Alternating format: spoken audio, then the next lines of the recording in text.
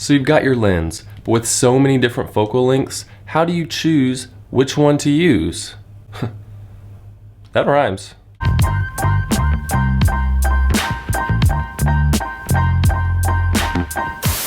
Hey everyone, Camber here with you today in Japan, and we are talking about picking the best lens to better tell your story. As you could see from the opening, your lens choice is going to dramatically affect the way that your picture looks. So how do you choose which focal length to use in different circumstances? You can't use one focal length for everything. If you have a telephoto lens, then you're not going to be able to get those wide open landscape shots, the ones that bring your audience into the story that you're telling. But if all you have is a wide angle lens, then when you get a close-up, it's going to distort people's faces and make your video look unnatural. So it's all about lens distortion, and that's affected by the distance of your subject from your camera. Lenses make the world look different than it does through your eyes. Your lens bends light rays and captures a certain field of view within your limited video picture. And depending on your lens's focal length, it's going to deform more or less your subject depending on how close or far away you are from it. And it affects how faces and objects look in your video. Now, different focal lengths can be more flattering to some people and less flattering to others. So in these pictures, the camera is moved closer or further away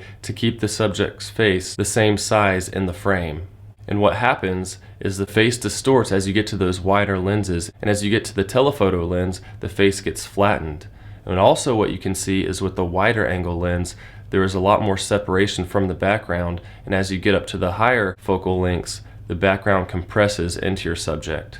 So which focal length should you use to keep your images looking more natural? Standard focal length range is around 35 to 70 millimeters. Above 70 you start getting into telephoto lenses, and below 35 you get into your wide angle lenses. So starting out with 24 millimeters, this is what I typically use for those wide open outdoor shots, giving you that good establishing shot that draws people into your scene. And if you have a drone, you'll notice it probably has a wide angle of view because these are used outdoors and give you those big establishing shots for your film.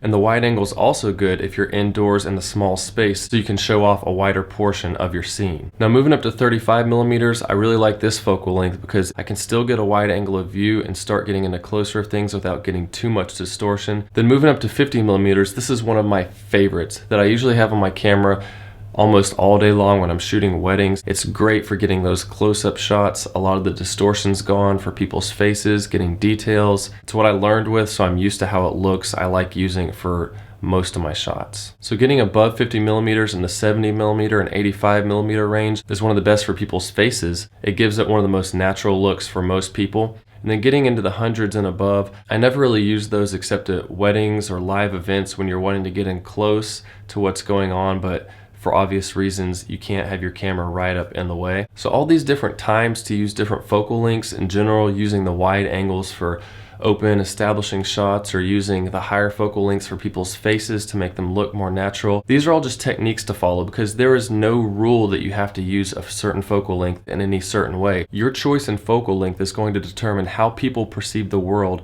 in your film. So you can't use just one focal length for every shot in your film. Try different focal lengths, see what works for you, see what works for your style, and then you can create your own look for your films. So if you made it this far, go ahead and hit that thumbs up. Leave a comment down below about what your favorite focal length to use is and why. Subscribe if you haven't, and remember that the only way to get better at something is to practice. So pick a focal length, get out there and film something. See you soon.